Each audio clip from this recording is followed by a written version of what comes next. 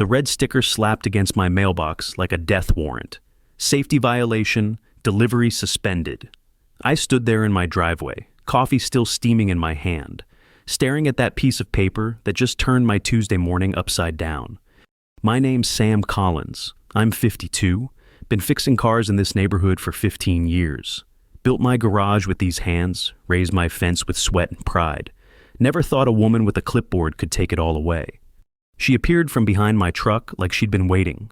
Patricia Wyndham, our new Homeowners Association president. Brunette hair pulled tight, business suit that probably cost more than my monthly mortgage. Tablet in her manicured hands, smile sharp as broken glass. Mr. Collins. She tapped that tablet with one finger. Your fence creates a visibility obstruction. Postal workers have filed multiple complaints. I looked at my fence, 4 feet high, cedar planks, built to code. Same fence I'd had for 8 years. Same fence that never bothered anybody until she showed up 3 months ago. What complaints? I asked. Her smile got sharper. Safety is our top priority. The Postal Service requires clear sight lines for vehicular navigation. I wrapped my fingers around the old wrench in my pocket, Dad's wrench, the one he gave me when I opened the garage. Solid steel, worn smooth from 40 years of honest work. Right now, it felt like the only real thing in this conversation. That fence has been there since before current safety standards, she cut me off. Times change, Mr. Collins. We have to adapt. Patricia pulled out a business card like she was dealing poker. My husband Brian runs Precision Property Assessment. He'll be by this afternoon to document the violations. Her husband, how convenient. The smell of motor oil drifted from my open garage bay. 3 cars waiting for repair, bills that needed paying, parts that needed ordering. Without mail delivery, I'd lose everything. Order confirmations, checks from customers, invoices from suppliers. My whole business ran through that mailbox. How long until mail comes back? I asked. That depends entirely on you. She clicked her pen. Fence comes down, mail comes back. Simple as that. Simple. Right. $1,200 to tear down a fence that wasn't bothering anyone. $1,200 I didn't have, for a problem that didn't exist.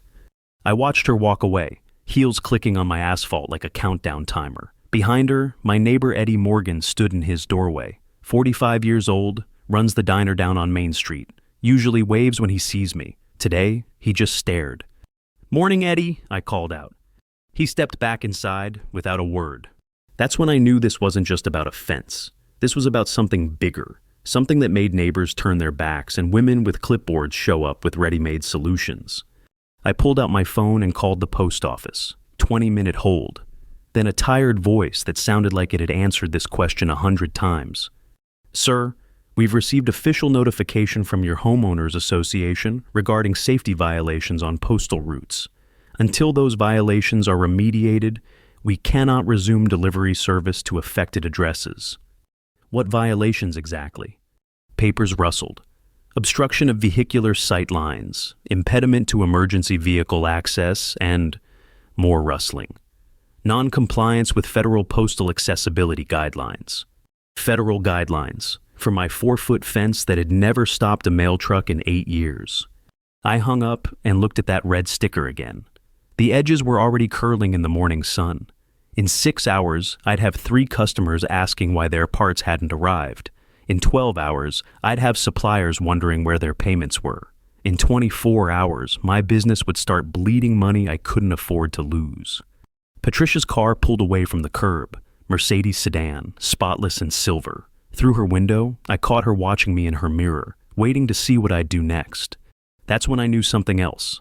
This wasn't random. This wasn't about postal safety or federal guidelines. This was personal. And if Patricia Wyndham wanted to play games with my livelihood, she was about to learn that some games have consequences.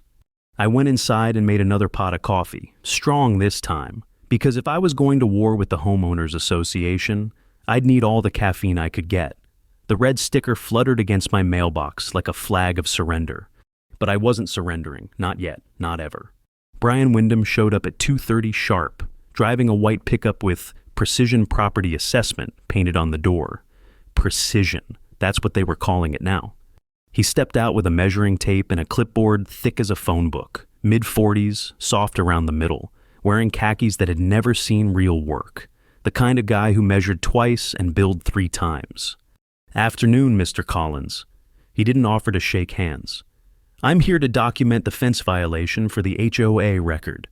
I watched him stretch that tape measure along my fence line, 4 feet 2 inches, then 4 feet 1 3/4 inches, then 4 feet 2 1/4 inches. Each measurement went into his little book with the serious concentration of a man discovering gravity. "Find what you're looking for?" I asked. He clicked his pen. "Local ordinance allows 4 feet maximum height for front yard fencing. Your structure exceeds that specification by up to 2 1/4 inches. 2 inches. My fence was illegal by 2 inches. "Funny thing," I said. "When I built this fence 8 years ago, I had it inspected, passed with flying colors." Brian adjusted his glasses. "Regulations evolve, Mr. Collins. What was acceptable then may not meet current standards." Current standards, written by who? When? I'd lived in this neighborhood longer than most, and nobody had ever mentioned evolving fence regulations. But here was Brian with his tape measure and his clipboard, making my fence sound like a public menace. "There's also the sightline issue," he continued, squinting down the street like he was surveying for NASA. "Emergency vehicles require clear visual access to residential driveways. Your fence creates a blind spot that could impede response times." I looked where he was looking, clear view for 100 yards in both directions. If an ambulance couldn't navigate my street, they'd better find a new line of work. "What's the cost to fix this?" I asked, though I already knew the answer would hurt. "Complete fence removal and disposal, approximately $1,200. That's assuming no permitting complications." $1,200, plus whatever Patricia's husband charged for his assessment, plus whatever other fees they'd dream up along the way, for a fence that had bothered exactly nobody until Patricia Wyndham decided it needed to bother somebody. "I'll think about it," I said. Brian packed up his measuring tape like he was closing a crime scene. "The HOA meets tomorrow night at 7. You're welcome to attend and discuss remediation options." Remediation options. They had a fancy name for everything. After he left, I walked the fence line myself. Solid cedar, straight as an arrow, professionally installed. My dad would have been proud of this fence. He taught me to build things that lasted, things that served a purpose. This fence had served its purpose for 8 years without complaint. Now it was a federal safety violation. I went inside and pulled out the original permits from my filing cabinet. Everything legal, everything approved, everything signed off by the same county office that now claimed my fence was too tall. Either someone was lying or the rules had changed without anyone bothering to tell the people following them. The phone rang. Mrs. Henderson from 2 blocks over, wondering where her transmission rebuild was. The parts were supposed to arrive Tuesday. Now it was Wednesday and her car was still in pieces in my bay. "Mail's been delayed," I told her. "Should be sorted out soon." But soon wasn't good enough. Soon was costing me money and reputation, with every hour that red sticker stayed on my mailbox. I made dinner alone, same as every night since Martha passed 3 years ago. Leftover meatloaf and green beans, eaten standing at the kitchen counter while I watched the evening news. They talked about the weather, talked about traffic, talked about everything except neighborhoods where people measured fences with rulers and called it community improvement. Around 9, I heard voices outside. Through my window I saw Eddie Morgan talking to Patricia Wyndham on the sidewalk. Too far to hear words, but close enough to see Eddie pointing at my house. Patricia nodded and took notes on that tablet of hers. Taking notes about what? My grass height? The color of my shutters? How many times I'd been outside today? Eddie caught me watching and looked away quick. Patricia saw me too. She smiled and waved like we were old friends sharing a neighborhood chat. Then she climbed into her Mercedes and drove away, leaving Eddie standing alone under the streetlight. I wanted to go outside and ask what they'd been discussing. Ask Eddie why he'd stopped waving, why he'd suddenly become too busy to say good morning. But some conversations aren't worth having. Some answers you don't want to hear. Instead, I went to bed early and listened to the sounds of my neighborhood settling down for the night. Dogs barking, air conditioners humming, the distant hum of traffic on the main road. Normal sounds from a normal place where normal people lived, normal lives. Except tomorrow night, those normal people would gather at the community center to discuss my fence, my 2-inch violation of current standards, my threat to emergency vehicle sightlines. And I'd be there to defend a fence that didn't need defending, in front of neighbors who'd already made up their minds. The red sticker outside my window caught the streetlight and glowed like a warning beacon. Some wars start with gunshots. Others start with measuring tapes and clipboards. Mine was about to begin with both. The community center smelled like burnt coffee and old carpet. 43 people packed into folding chairs that squeaked every time someone shifted their weight. I counted twice to be sure. 43 neighbors who'd come out on a Thursday night to discuss my fence. Patricia stood at the front with a presentation screen, looking like a corporate executive about to pitch a hostile takeover. She'd traded the business suit for a navy blazer and pearls. Community leader, chic. "Thank you all for coming," she began, clicking through slides on her laptop. "Tonight we address a serious safety concern affecting our entire neighborhood." The first slide showed a photo of my fence, taken from a low angle to make it look taller, more imposing, like prison walls instead of cedar planks. Professional photography for a 2-inch violation. Federal postal regulations require clear sight lines for delivery vehicles. Patricia continued. This obstruction has forced the Postal Service to suspend delivery to 17 addresses on Maple Street. 17 addresses. I lived on Maple Street and I could count maybe 8 houses that got mail through the same route. But facts weren't the point tonight. Theater was the point. The second slide showed a diagram with red arrows and measurements. My fence rendered in technical detail, complete with violation zone, marked in bold letters. Brian's handiwork, no doubt. Precision property assessment earning their fee. Additionally, Patricia clicked to the next slide, emergency responders have expressed concern about visibility obstructions during crisis situations. That was news to me. When had emergency responders expressed anything about my fence? Last month, when the fire department came out for Mrs. Chen's kitchen fire, they'd parked right in my driveway without complaint. A hand shot up from the third row. Margaret Wilson, retired librarian who'd lived here since the Carter administration. "Patricia, I've walked past Sam's fence every morning for 8 years. Never seemed like a problem before." A few murmurs of agreement rippled through the crowd. Margaret had credibility that clipboard presentations couldn't buy. Patricia's smile never wavered. "That's exactly the issue, Margaret. Problems don't always reveal themselves immediately. It takes trained professionals to identify potential hazards before they become actual emergencies." Trained professionals, like her husband with the measuring tape. Eddie Morgan stood up from the back row. "I drive past Sam's place twice daily, heading to the diner. That fence makes it dangerous to see oncoming traffic when I'm pulling out of my driveway." The murmurs stopped. 42 faces turned to look at Eddie, then at me. Eddie, who'd been my neighbor for 6 years. Eddie, who'd borrowed my tools, bought parts through my shop, shared beers on summer evenings when the work was done. "That's interesting, Eddie," I said, standing up slow. "Because your driveway faces east. My fence runs north-south. Unless you're backing out sideways, I'm not sure how my fence blocks your view of anything." Eddie's face flushed red. "Well, it's the general visibility issue. Creates confusion for drivers. General visibility issue." He couldn't even explain his own complaint. Patricia jumped back in before I could respond. "The point is, we have multiple residents expressing legitimate safety concerns. The Postal Service has already taken action. We need to address this proactively." She clicked to another slide, a petition with 15 signatures demanding immediate fence removal.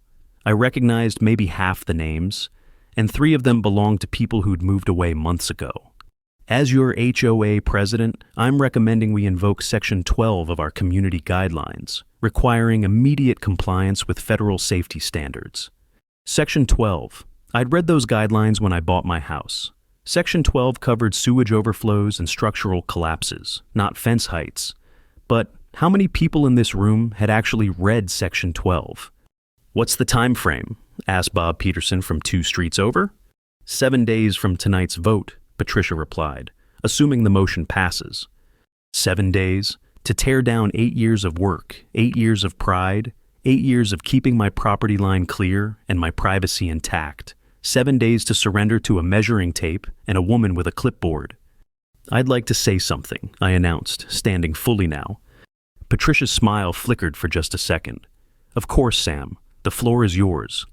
I looked around the room at faces I'd known for years, some friendly, some neutral, some already decided. The overhead fluorescent lights buzzed like angry wasps, casting harsh shadows that made everyone look older, harder. This fence has been inspected, approved, and standing without complaint for 8 years, I began. The Postal Service delivered to my address every day until Monday morning, when someone decided my fence was suddenly a federal safety violation. I pulled Dad's wrench from my pocket, held it up so everyone could see. My father gave me this wrench 30 years ago, taught me to build things right, build things to last. This fence was built right, built to code, built to serve a purpose. The room was quiet now. Even the chairs had stopped squeaking. I'm not against safety, I continued. I'm against changing rules in the middle of the game. I'm against measuring fences with rulers to find problems that don't exist. And I'm against neighbors who borrow your tools on Saturday and call your property a safety hazard on Thursday. Eddie wouldn't meet my eyes.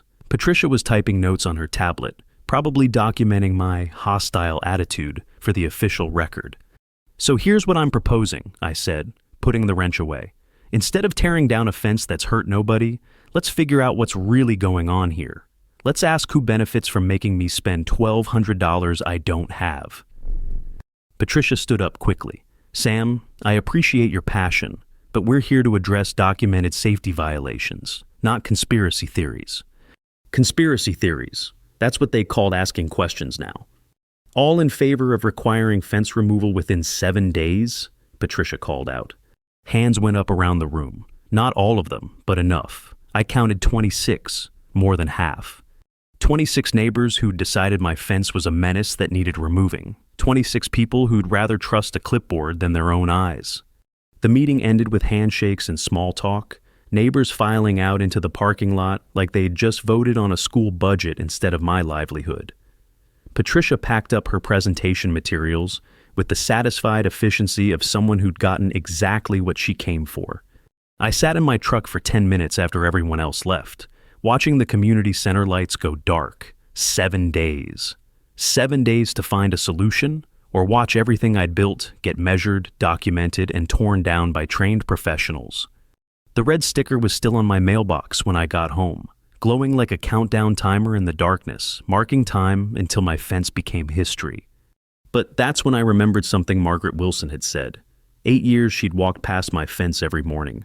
8 years of good mornings and how are yous. 8 years of watching the neighborhood change around us. Margaret knew something was wrong here. Maybe she wasn't the only one. Maybe it was time to do some measuring of my own.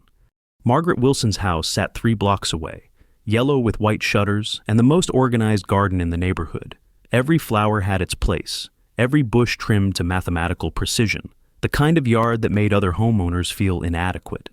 I knocked Friday afternoon, still carrying the defeat from Thursday night's meeting. She answered wearing gardening gloves and a sun hat, dirt smudged on her cheek like war paint. Sam Collins, she said, pulling off the gloves. I was wondering when you'd come by. You said something last night about walking past my fence for 8 years. She nodded toward her back porch. Iced tea? We sat in wicker chairs that had probably been there since the Reagan administration. Margaret poured tea from a pitcher with actual lemon slices, not the squeeze bottle kind. Everything about her place spoke of taking time to do things right. You want to know about the petition, she said before I could ask. Among other things. Margaret reached into her apron pocket and pulled out a folded paper. Rita Parker brought this by Tuesday morning, asked me to sign. Rita Parker, Patricia's secretary at the HOA office. Quiet woman, maybe 40, always took notes during meetings but never spoke up. She seemed nervous, Margaret continued, kept checking her watch, looking over her shoulder, not like someone collecting legitimate signatures. I unfolded the paper, the same petition Patricia had shown at the meeting, but this copy had different signatures, names I didn't recognize, addresses from other neighborhoods. Only 3 signatures actually came from Maple Street. This isn't the same petition from last night, I said. No kidding, Margaret sipped her tea. Rita mentioned something else, about the postal complaints. What about them? There weren't 15 complaints about your fence, Sam. There were 3 complaints about something else entirely, something involving Eddie Morgan's property. The ice in my glass suddenly felt colder. What kind of complaints? Dog attacks. 3 different postal workers, 3 different dates, all bitten while trying to deliver mail to addresses near Eddie's house. Dog attacks. Eddie had 3 German shepherds, kept them in his backyard behind a chain-link fence that was falling apart in 2 places. I'd seen those dogs get out before, seen Eddie chasing them down the street with a leash and promises of treats. Rita was supposed to report the dog problem to animal control, Margaret continued. Instead, Patricia told her to file complaints about visibility obstructions. Shift blame away from Eddie's dogs onto your fence. Why would Patricia cover for Eddie? Margaret's smile was sharp as garden shears. Because Eddie's behind on his HOA dues, 14 months behind to be exact. That's about $2,400. $2,400, more than my fence would cost to remove, more than most people had lying around for association fees they'd forgotten to pay. Patricia can't foreclose on Eddie's house if he's dealing with animal control violations, Margaret explained. But she can if his only problem is unpaid dues. Easier to blame your fence than fix Eddie's dog problem. The pieces clicked together like a perfectly tuned engine. Patricia needed Eddie's dues paid, needed him clear of other violations. My fence became the scapegoat, the visible problem that distracted from the real issue. Clean up the dog situation quietly, collect Eddie's back dues, everyone wins. Except me. You said Rita seemed nervous, I said. Guilty conscience most likely. She knows what really happened, but Patricia signs her paychecks.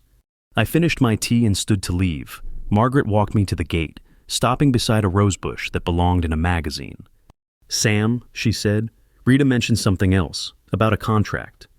What kind of contract? Premium Delivery Solutions? Patricia's been negotiating with them for months. Private mail service for the whole neighborhood. $50 per month per household. 50 times 43 households. Over $2,000 monthly, flowing through Patricia's office to a company she'd personally selected. The kind of money that made measuring fences with rulers seem like sound business practice. How does Rita know all this? Margaret smiled. Because Rita's the one who typed up the contract proposals. She's been documenting everything, Sam. Every meeting, every phone call, every decision Patricia makes without board approval. Documentation, paper trails, evidence of decisions made in private, contracts negotiated without community input, dues collections threatened while real safety problems got ignored. Why is Rita telling you this? Because Rita's lived here longer than Patricia, because she's tired of watching good neighbors get bulldozed by bad leadership, and because she's got copies of everything. I drove home with my head spinning. The red sticker on my mailbox looked different now. Not a safety violation, but a business decision. Not about my fence, but about Patricia's plans for paid mail delivery and Eddie's overdue fees. 3 German shepherds had bitten 3 postal workers, but my cedar fence took the blame. A private delivery company stood ready to profit from the mail suspension Patricia had orchestrated. And somewhere in Rita Parker's filing cabinet, documentation proved all of it. The afternoon sun cast long shadows across my driveway as I pulled out my phone. 7 days until my fence came down. 7 days to prove what Margaret suspected, what Rita knew, what Patricia had hidden behind measuring tapes and safety violations. But first, I needed to see those German shepherds for myself. Needed to understand exactly how dangerous Eddie's dogs really were, and why 3 postal workers had ended up needing medical attention. The chain-link fence behind Eddie's house sagged in 2 places, just like I remembered. But now, I was looking at it with different eyes, not as a neighbor's minor maintenance issue, but as the real reason my mailbox wore a red sticker. Those dogs had bitten people. Patricia knew it. Rita documented it. And Eddie had voted to tear down my fence rather than fix his own problem. Some betrayals cut deeper than others, but every betrayal leaves evidence, and Rita Parker had been collecting evidence for months. It was time to see exactly what she'd been saving.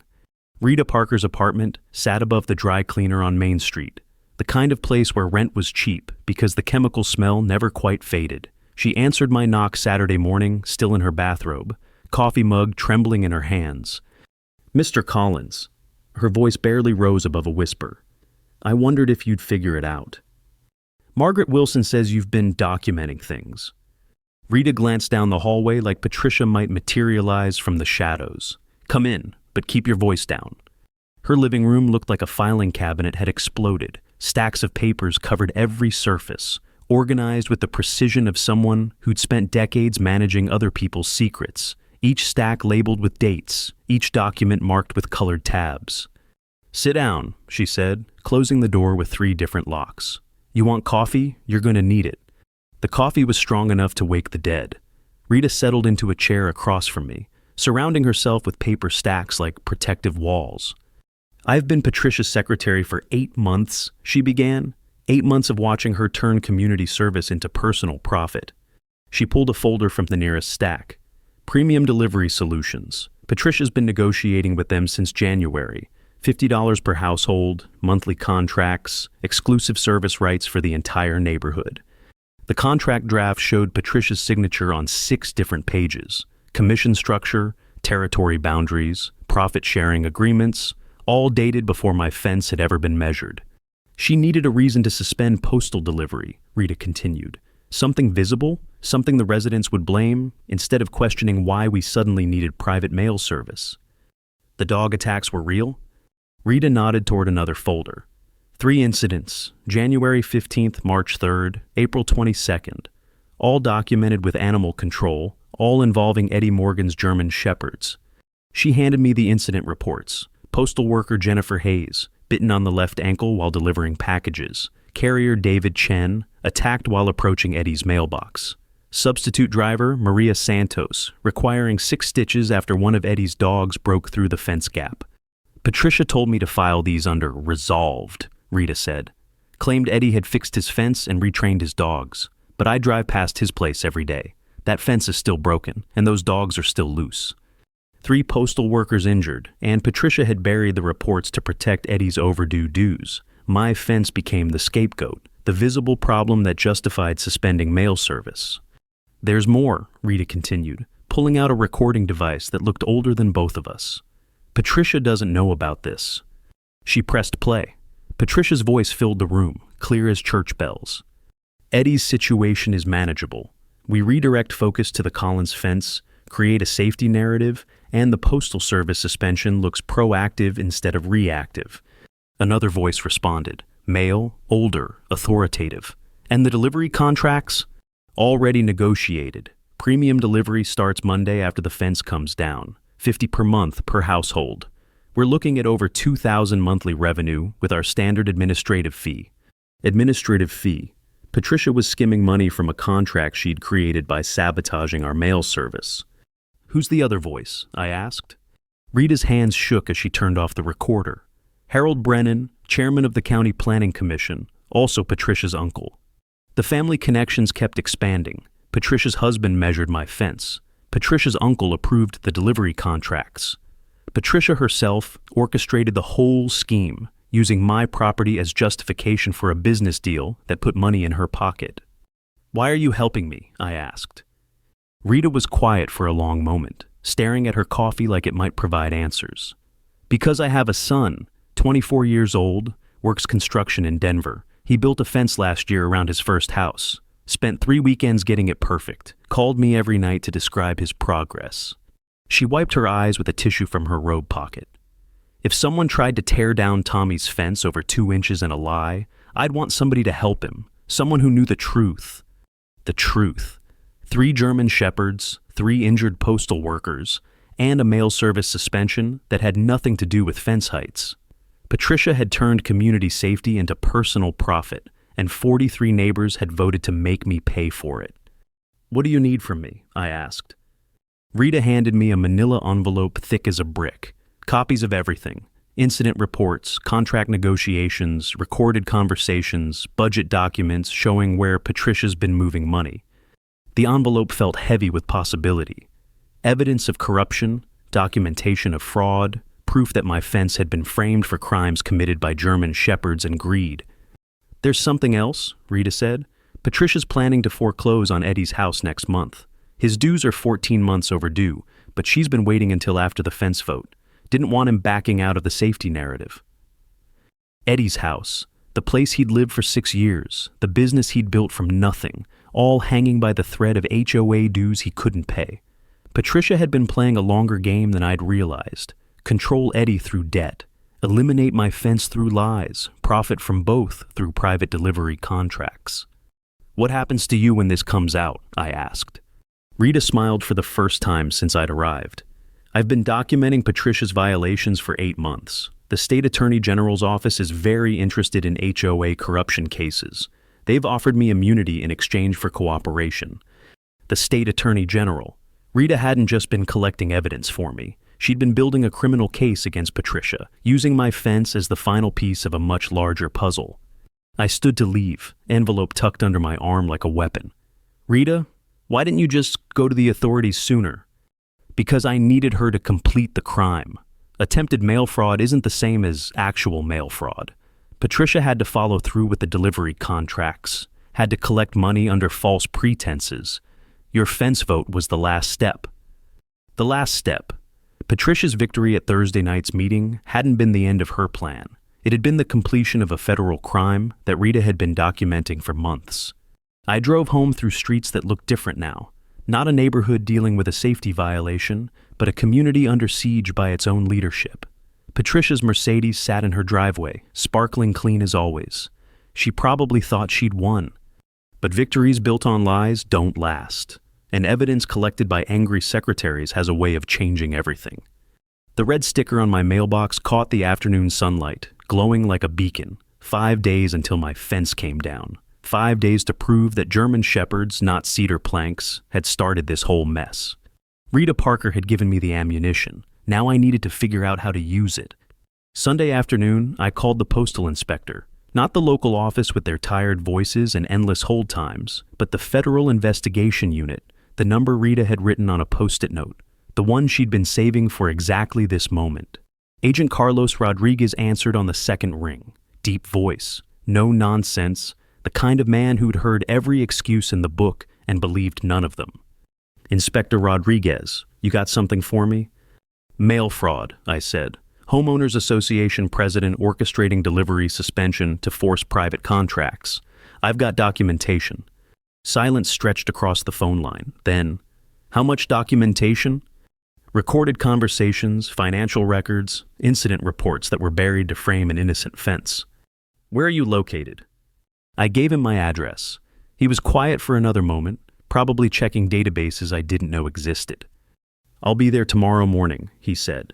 Don't talk to anyone else about this. Don't make copies. Don't do anything except wait for me to arrive. The line went dead. Federal postal inspectors didn't waste time on small talk. Monday morning arrived gray and drizzling, the kind of weather that made everything look older and more serious.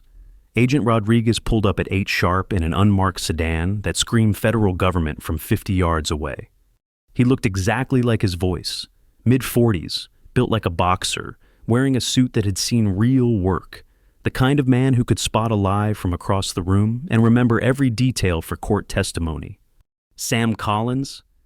That's me. He followed me into the kitchen, declining coffee and getting straight to business. Rita's manila envelope went onto my table, like evidence in a murder trial. Walk me through it, he said, pulling out a digital recorder. I told him everything, the red sticker, the measuring tape, the fake petition signatures, Patricia's contracts with Premium Delivery Solutions, Eddie's unpaid dues, the 3 German shepherds that had actually bitten 3 postal workers. Rodriguez listened without interruption, making notes in handwriting too neat for a man his size.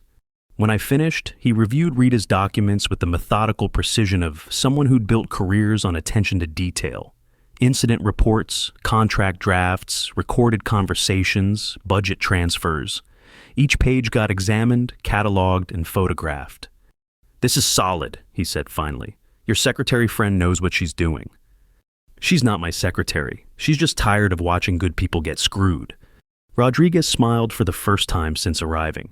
Those are the best witnesses, the ones who document everything because they can't stand injustice. He packed up the evidence with the care of a man handling explosives. Here's what happens next. We're going to let Patricia complete her fraud. Let her collect money under false pretenses. Let the private delivery service start operations. Then we bring down the hammer. What about my fence? What about it?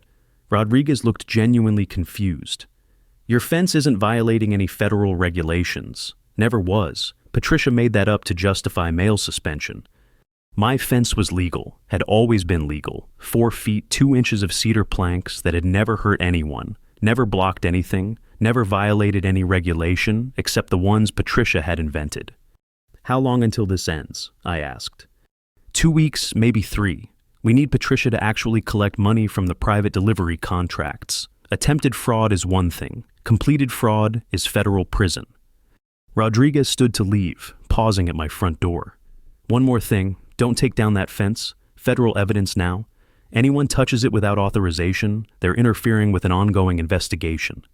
Federal evidence. My fence had gone from neighborhood nuisance to protected government property in the span of one conversation.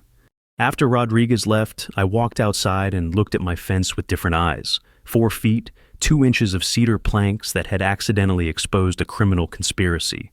Dad's craftsmanship had done more than create property boundaries. It had revealed the truth about neighbors who measured integrity with rulers and sold community safety for monthly commissions. The red sticker still clung to my mailbox, edges curling in the morning drizzle. But it looked different now. Not a violation notice, but evidence of federal mail fraud. Not the end of my fence, but the beginning of Patricia's legal troubles. Tuesday morning, Premium Delivery Solutions showed up with clipboards and contracts.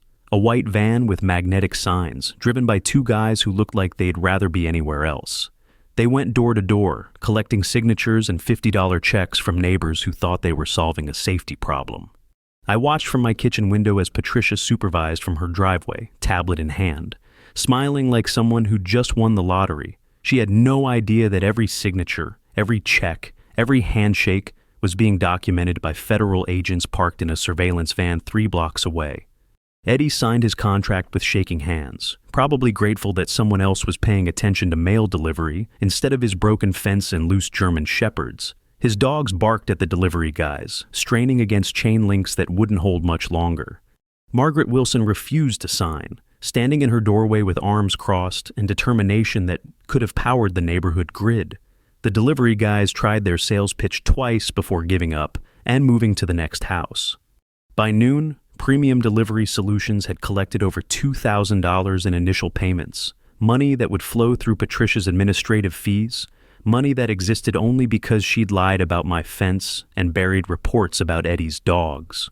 Every dollar was federal evidence now, every contract a piece of her eventual conviction. That afternoon, I called Rita to let her know the federal agents had everything they needed. "How do you feel?" she asked. I looked out at my fence, standing straight and proud in the afternoon sunlight, legal as the day it was built, protected as evidence in a federal investigation, vindicated by the truth that Rita had spent 8 months collecting. Like a man whose fence finally got the respect it deserved, I said.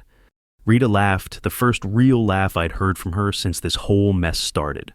"Sam, you should know something else. Patricia's been planning to run for city council next year. Uses this HOA position as a stepping stone to bigger things." Bigger things. Patricia had been using community leadership as practice for real political power, learning to manipulate neighbors before moving on to manipulate voters. My fence had accidentally stopped a criminal who might have ended up making decisions for the entire city.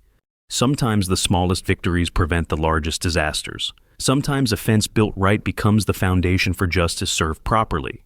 The red sticker finally fell off my mailbox that evening, blown away by wind that smelled like rain and possibility. I didn't bother putting it back.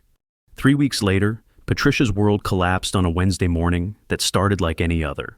I was in my garage, rebuilding a transmission for Mrs. Henderson, when the unmarked sedans pulled up outside her house. 4 of them, parked with the precision of a military operation.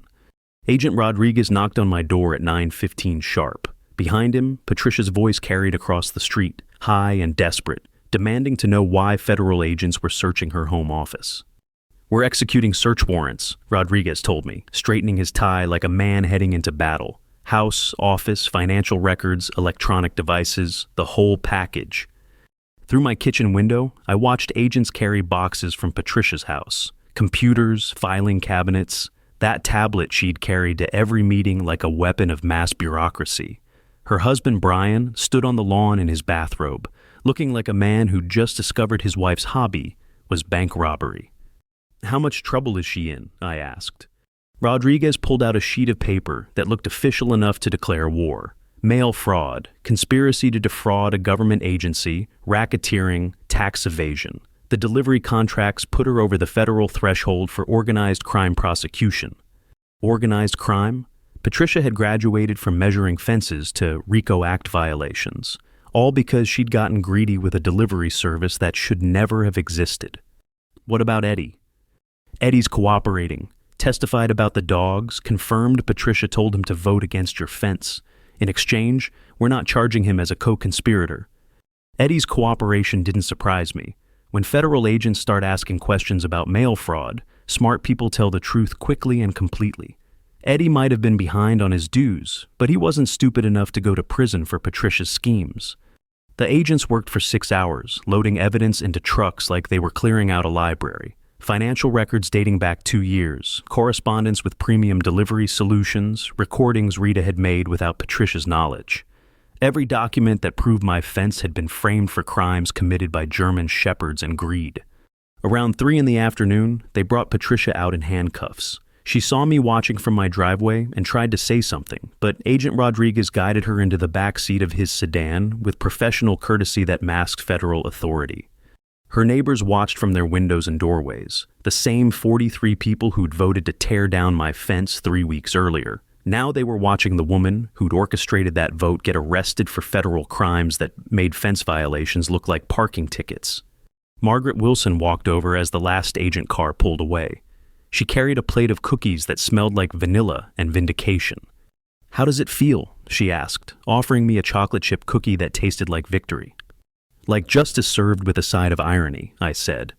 The mail truck showed up an hour later. Not premium delivery solutions, but the regular United States Postal Service, driven by Jennifer Hayes, the carrier who'd been bitten by Eddie's German shepherds back in January.